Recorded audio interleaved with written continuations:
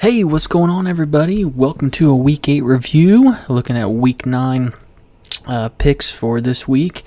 And we are coming off what I can describe as a very interesting week, really more of an interesting Sunday.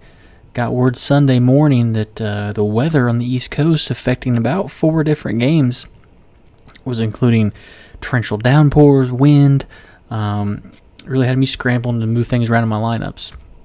So, going over some picks from last week, I think a lot of this issue that I had here was affected by that late weather news. So my stack of the week I had was Cam Newton to Kelvin Benjamin and Mike Evans.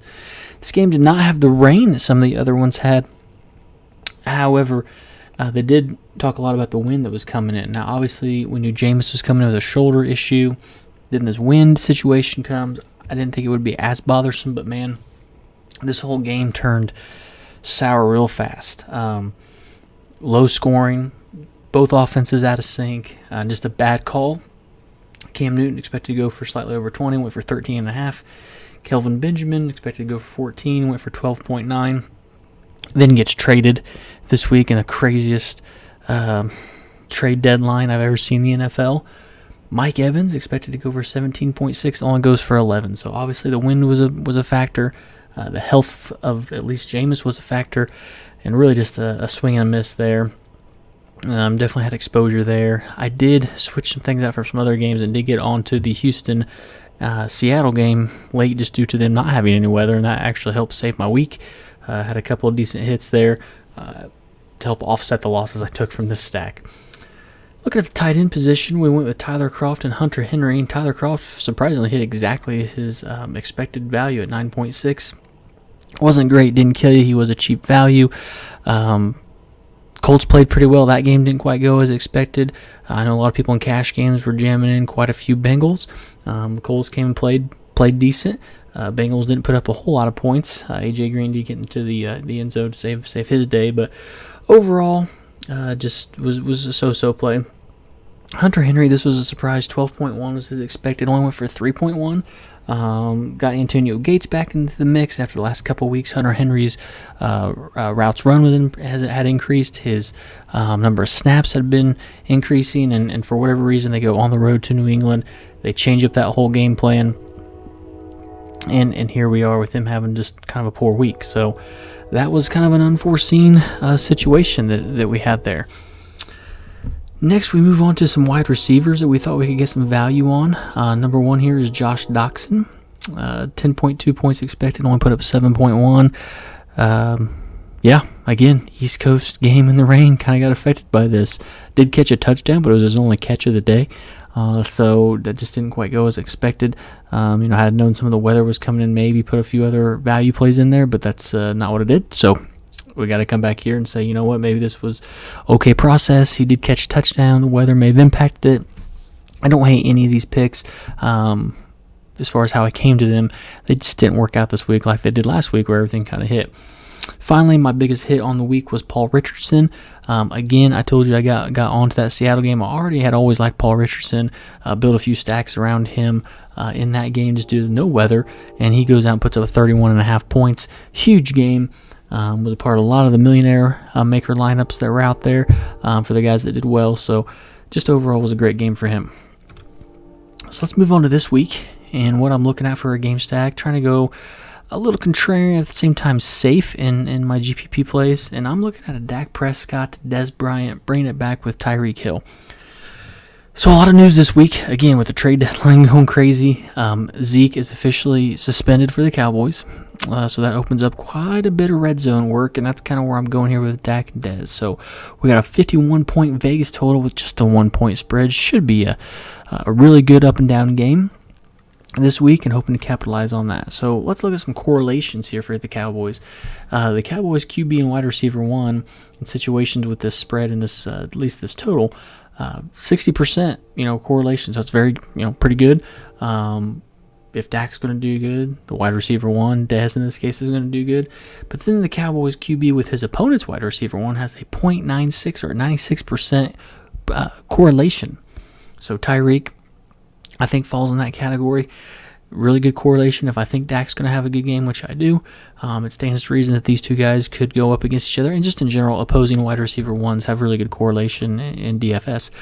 So Dak's coming off a bad game. Again, he was part of that weather on the East Coast last week. Obviously gave Zeke quite a few carries, trying to deal with the conditions. But still, people are going to look at past performance, look at his box score, see kind of a down game, and maybe come off of him. At the price he's at, he's slightly less than some of the top 3 or 4 quarterbacks, which puts him in a good position to kind of pivot off of being in a really good spot. But yeah, now, no Zeke, low ownership in a good spot. I just think it's a good time to pounce. Dez, his usage could go way up in the red zone, right? So we don't have Zeke to hand the ball to there. We may try to get Dez the ball a little bit more, right? Big, tall, strong receiver down there. I think it's a good chance for him to catch a touchdown or two here. And his targets have been there all year, right? He's had 9, 16, 2, 13, 8, 10, and 6 targets. Right? He's caught 4 touchdowns. He's had really good production this year, and his price went down this week pretty significantly. So, on paper, I think he's in a pretty good spot for a good game to shoot out.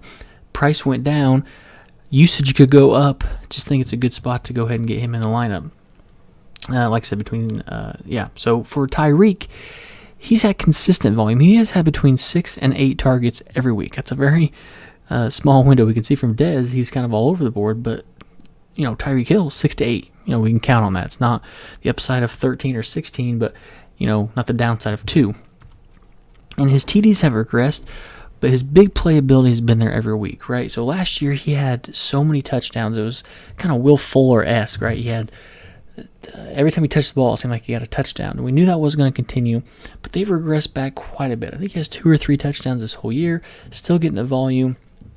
Again, that offense has been pretty productive.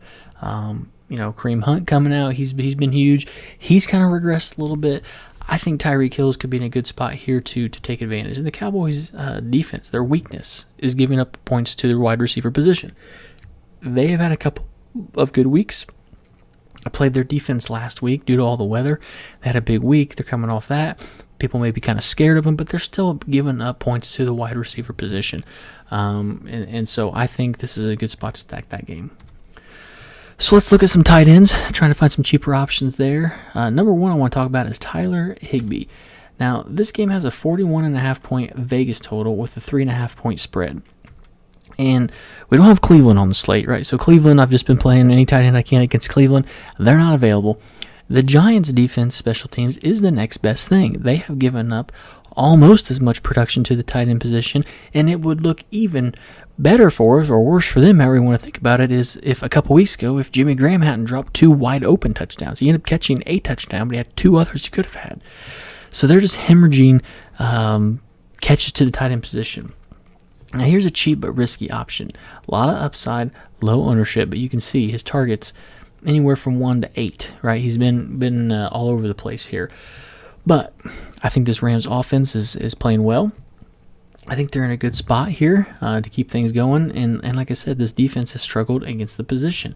Now, Janoris Jenkins is also out. He's got suspended. Some craziness is going on with the Giants. I just think the Giants' D might be a little bit of a mess. He may not be covering the tight end position all the time anyway, but it's one piece that's gone. Continues to open up for what was already a defense that was friendly to the tight end position. And Tyler Higbee's really cheap, so I'm going to give him some looks. I'm going to have him in some lineups. Like I said, it is a little bit of a risk-reward situation. Maybe someone who's a little bit more solid is Jack Doyle, who, starting out since last year, he's been a beast. This game has a 49-point Vegas total with a 13-point spread. Houston is expected to come in here and blitz the Colts, which I don't blame that spread at all. The Colts are going to be throwing, right? They're going to be behind. I don't see the Colts getting a big lead here, running the ball, anything like that, so they're going to the air. Jimmy Graham last week just scored 2 touchdowns on Houston in what was a shootout game. And I actually think Brissett and company are a competent, offense. I think the Houston defense is reeling from a lot of injuries and free agents that have left this year. I don't think they're quite the team that they are, and so I think this game could skew a little tighter. Still have a lot of points though. I think the Colts could definitely cover that spread. getting up and down the field here a little bit, and Jack Doyle's going to be a part of that because his target share continues to increase. I mean, look at the last 4 weeks, 11, 7, 14 targets last week, 3 touchdowns in 4 weeks. Coming up here against a defense who just got burned by Jimmy Graham, burned by some receivers. I think T.Y. could have a good week this week as well because people just aren't thinking the Colts can do anything. They can't do anything on defense, but on offense, I think they do have some weapons, and Jack Doyle's one of them. So let's look at some cheap wide receivers for another tight week here. And this one just came on the map, Russell Shepard. Now, I don't have a lot of good numbers on him because we need more information as this week continues. But Kelvin Benjamin's gone, out of Carolina, right? So Funchess obviously is a good play. I mean, he's not quite cheap enough to make it here. I mean, he could still be mixed in. Obviously, his target share is going to improve. But this is going to open up targets for somebody. He's $3,100, and if he's the wide receiver 2 in Carolina, he's just too cheap to ignore. You don't always get a $3,100 receiver who could be the wide receiver 2 taking on a big target share. We're in the middle of the year.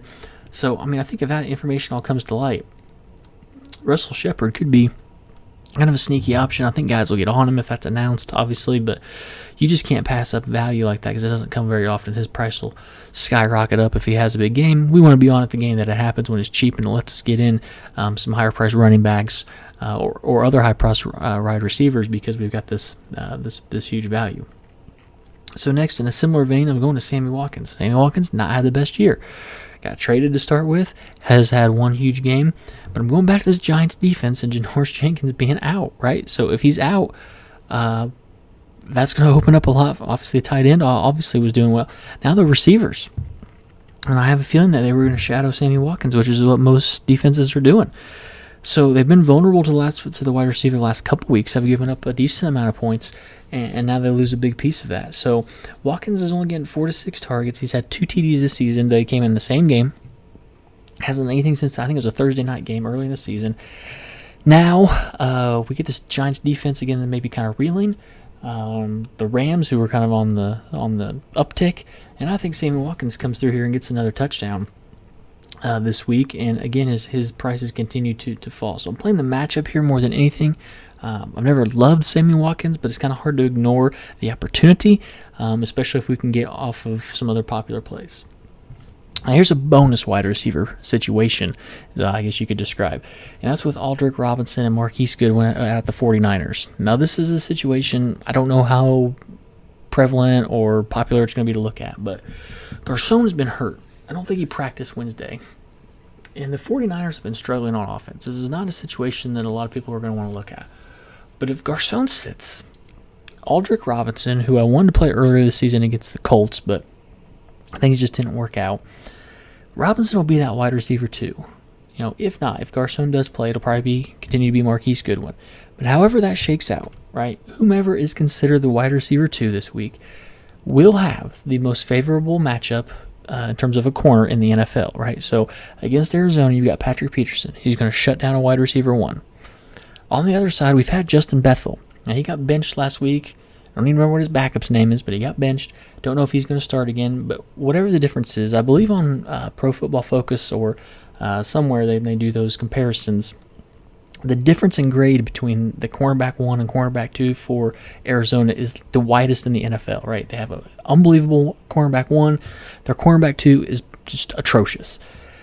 And so one of these guys is going to get that matchup. Now, I realize this is not the greatest of offenses, right? We have C.J. Beathard starting. That's not great. But I'm just telling you, the matchups there, both these guys are going to be cheap. Could be low owned, especially if, Aldrick comes in. Aldrick Robinson's a big play machine. When he was in Atlanta, he can tear it up. And so I think having that favorable matchup against that corner 2, Justin Bethel especially, we're looking, as a good opportunity here. So both Arizona and the San Francisco defense, they're both poor, right? This game, I think, it only has a 39-point Vegas total. I feel like it's going to go above that. Now you've got Drew Stanton on one side on quarterback, C.J. Beathard on the other. It's not ideal, but they both get great matchups against each other's defense. So hopefully we can see a little more points here, keep it close. And however the situation pans out, I'm going to have exposure to that wide receiver 2, whether that's Goodwin, whether that's Aldrick Robinson, and we're hoping for good things. So that's it. Good luck to everyone in Week 9. Hope we're going to have a slightly better week 8 than I did in terms of my picks. But as long as we don't have crazy weather that affects things very last minute, I think we'll be okay. Thank you all again for your views. Comments, always appreciated. Anytime you can like the video, you can follow me on YouTube, you can follow me on Twitter at InPlayingUpQuestions. Appreciated. Hope you guys have a good week, and we'll see you right back here next week, talking Week 10.